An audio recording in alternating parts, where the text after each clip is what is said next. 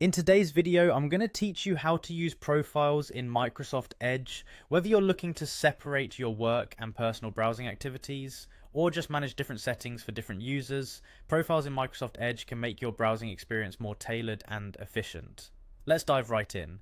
First, go ahead and open Microsoft Edge. Once you have the browser up and running, direct your attention to the top right corner. You'll see three dots, which is the menu for settings and more. Click on those dots and from the drop down select settings. This action will open a new window where you can make various changes to your Edge experience. On the left panel, you'll notice a section titled Profiles. This section is your gateway to managing all profile related settings. Click on Profiles and you will find options related to profiles. One of the essential features here is the Add Profile button. Click on it to create a new profile.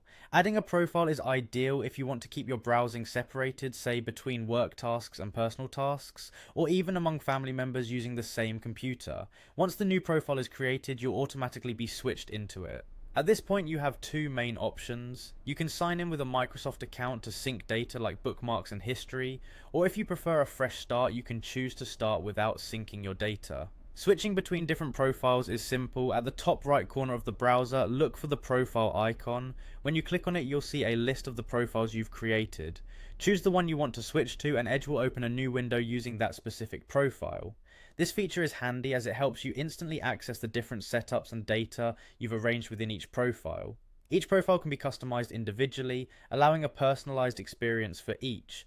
Navigate to Settings, then Appearance.